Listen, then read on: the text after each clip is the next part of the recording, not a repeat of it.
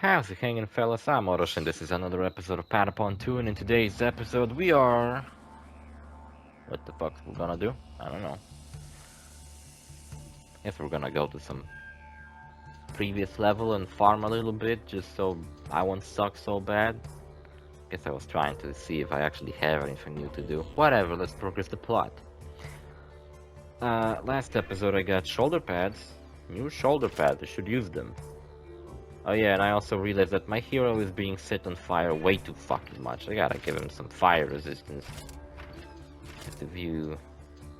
Ratio, what the fuck, all these ratios? Look, his ignition resistance was minus 40%.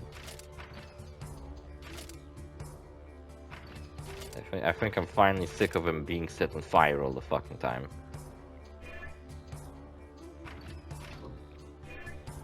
What am I doing with him though? I had new shoulder pads, didn't I? Weren't shoulder pads what I picked up?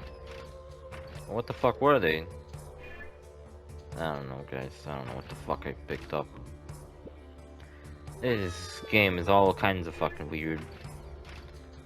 And I'm picking up shit and it doesn't fucking work. It sucks. I don't know what the fuck I'm talking about. I was talking about Lupin last episode. Like a lot of this series I'm talking about Lupin.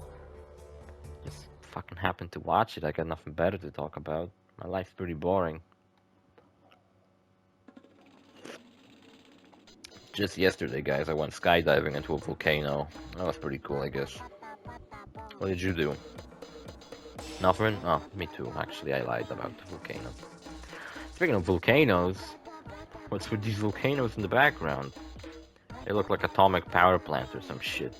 Firebird. It's a phoenix. Just kidding, guys. It's a... Fuck was the name of the bird? Also, look at the bird's body. It kind of jiggles. Kind of reminds me of a Locoroco. You think they perhaps used Locoroco's physics for this bird?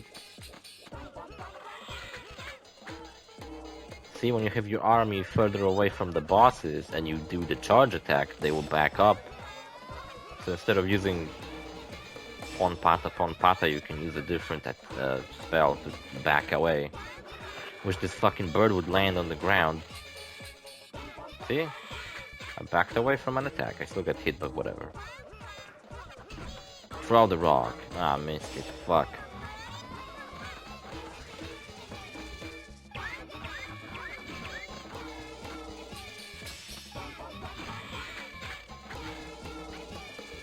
Didn't get to avoid him this time.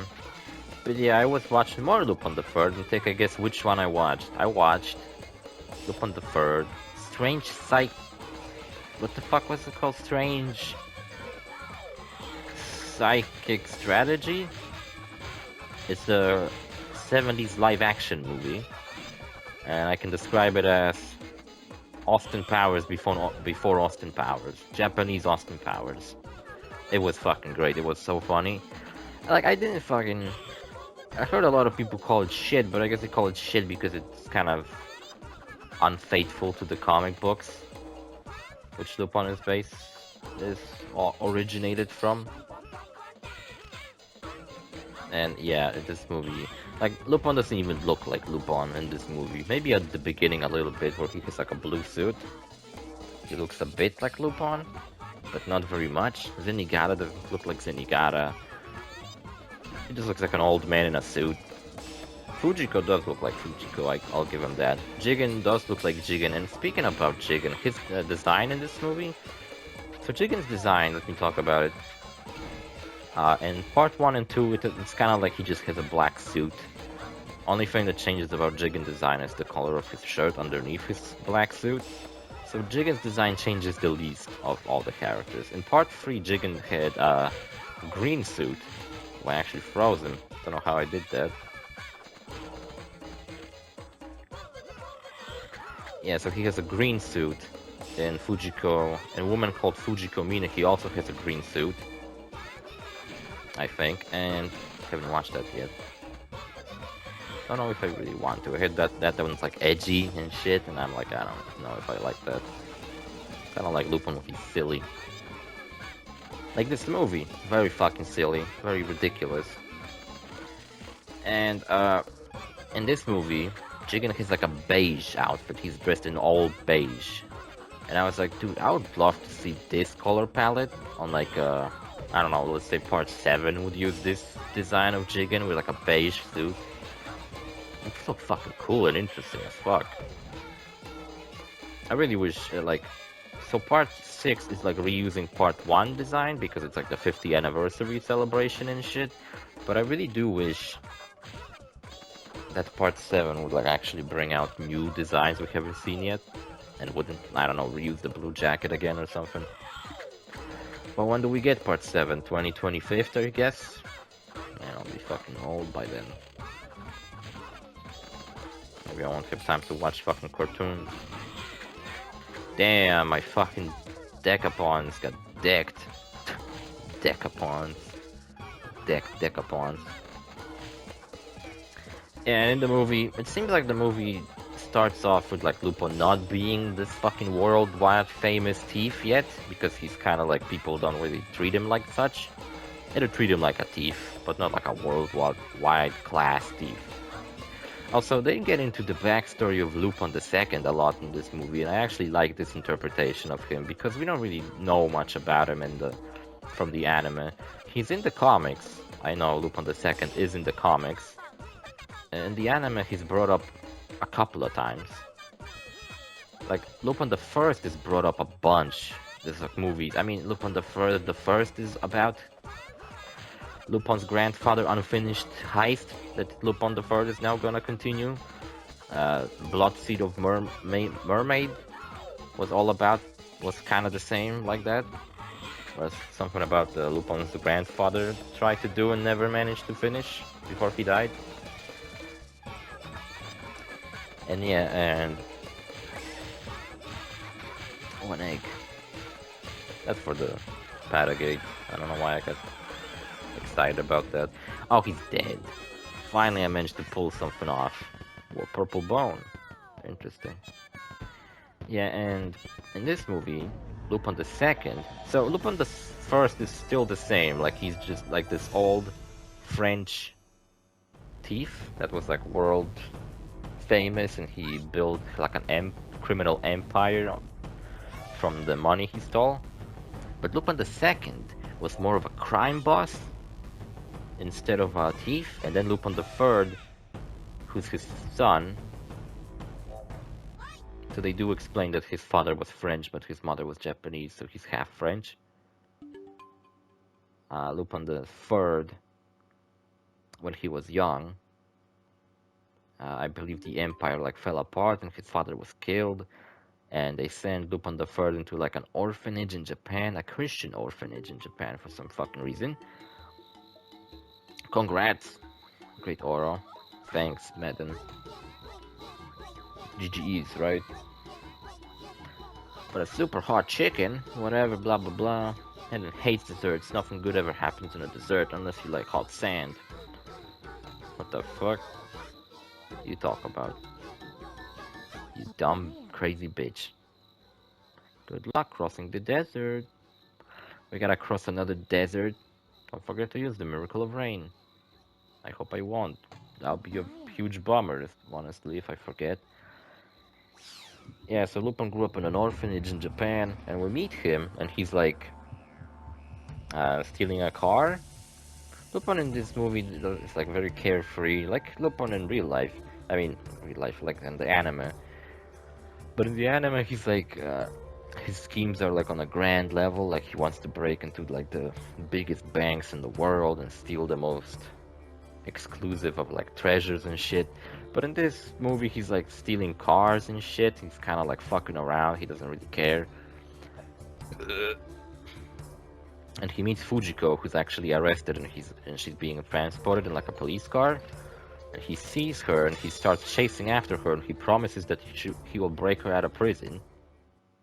Whatever she did, they never get into that.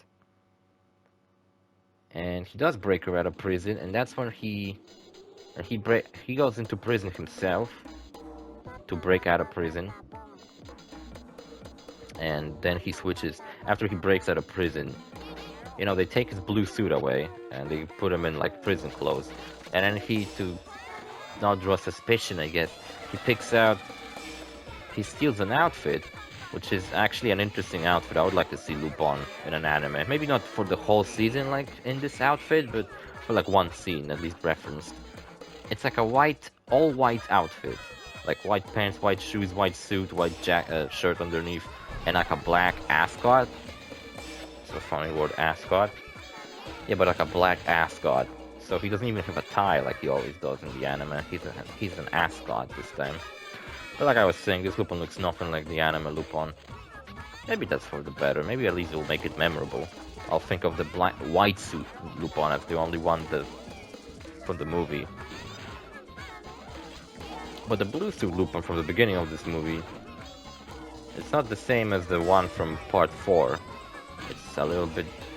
It's like a... It kind of looks like that suit Tommy Vercetti has in Vice City. The blue one that you get like early in the game. Yeah, and... Then I think he meets Jigen. Jigen in this movie is really funny too. Like, he's not as serious as he is in the... He's still the straight man, but he's like...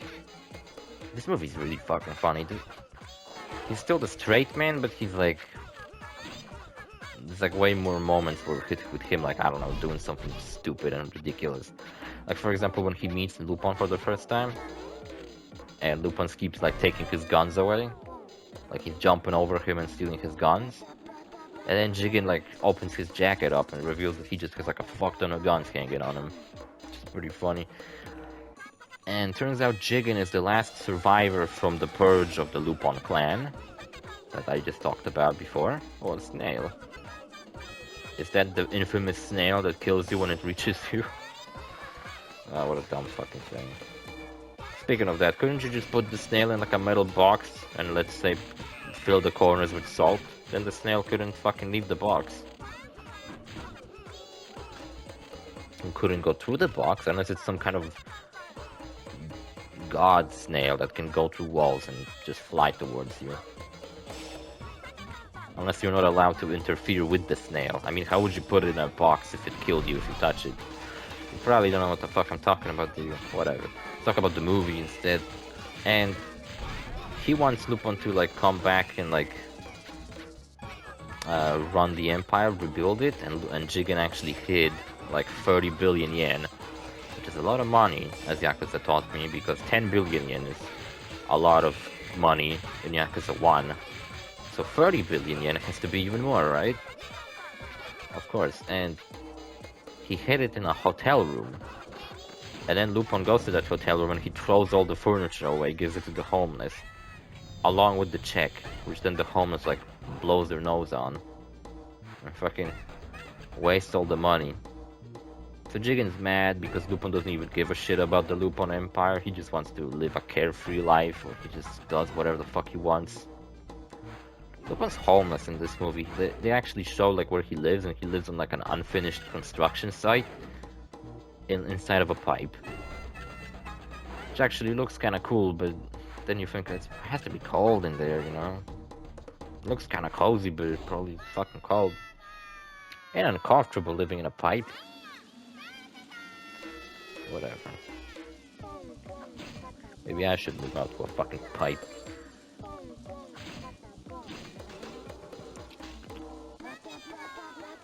I heard the 2013 live action movie sucks though. But like, I don't know, I heard this one sucks too, and I actually really fucking liked it. I guess there's two Lupin the Third movies I haven't watched. The 2013 live action movie, which I didn't even intended to watch the live action movies, but then I kind of was like, fuck it. And there's also the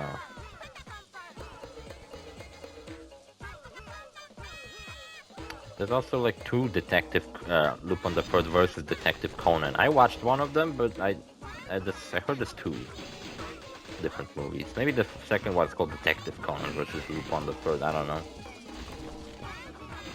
Don't remember which one I watched.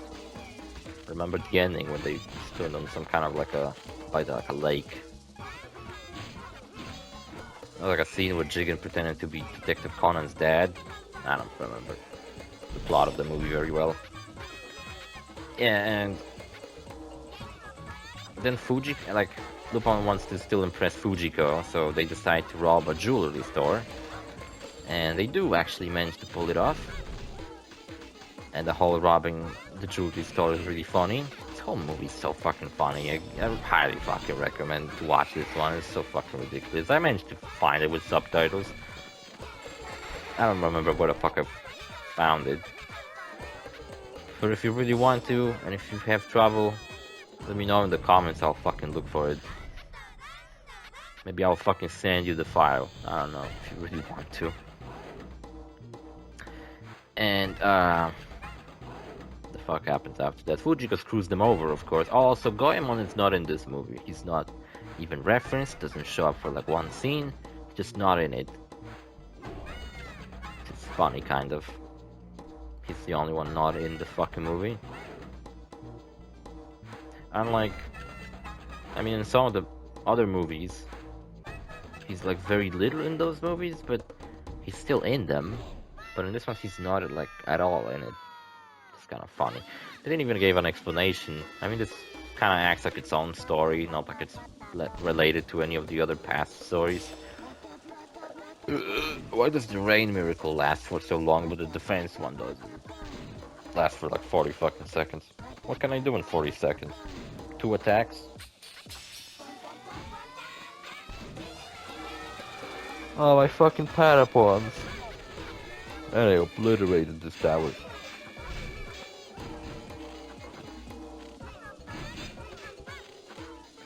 Yeah, Robopons are really good at destroying constructions, like I said. Especially when you pull this move off. The fact that I have to keep using the Brain Miracle also sucks. Oh look, we have a Wizard Patapon. We haven't seen that guy. He's a ranged Patapon. You know, he uses spells and shit. I don't think I ever used the Wizard Patapon in this whole Let's Play. I used the Megapon at some point. But I don't think at any point in this game I used the Wizard Patapons, whatever the name is. Magipons? I think that's it. Yeah, and Fujiko screws them over by stealing the jewels. Some other shenanigans fucking happen, then Fujiko gets kidnapped.